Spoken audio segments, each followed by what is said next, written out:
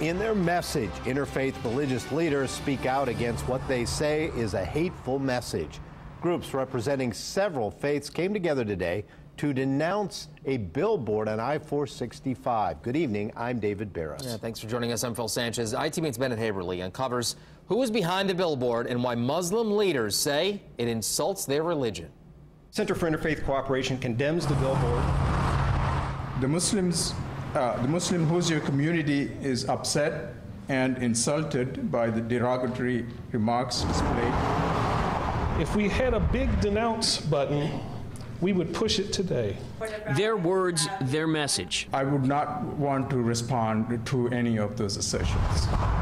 Are meant to combat this message. A billboard posted recently on the outside of I-465 on the east side of Indianapolis.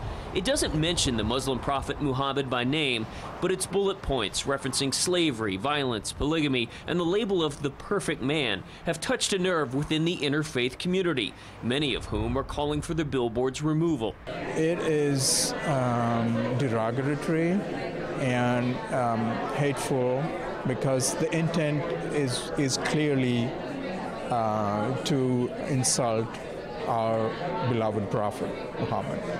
Razi Nalim of the Muslim Alliance of Indiana says the billboard further distorts an incorrect narrative about Islam, something he hopes can be quelled through community conversations. The best response against free speech is more free speech.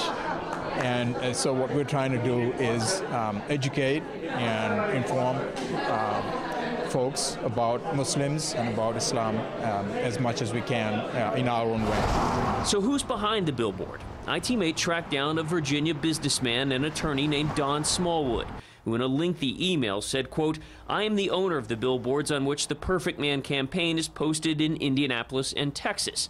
It goes on to say, quote, "My clients have requested anonymity, but that this group couldn't remain inactive any longer while little children were being blown up in Manchester and numerous other places in the world," end quote. Smallwood also said that he was convinced everything was historically accurate and factually true. On Twitter, a group with the handle Truthophobes posted a picture of the billboard on Thursday, along with a link to an anti-Muslim website. Islam to me is not what happened or what developed in Arabia 1400 years ago. As a Muslim, I believe that Islam is what God revealed to all of humanity throughout all of history. Nalim and the other interfaith leaders invited those behind the billboard to meet. No word on if they will accept that invitation. Meanwhile, the interfaith group is encouraging businesses to post these flyers in support of Muslim members throughout the community.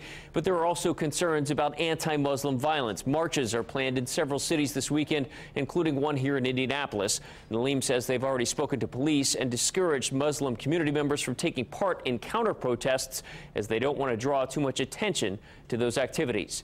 Bennett Haeberle, 24-hour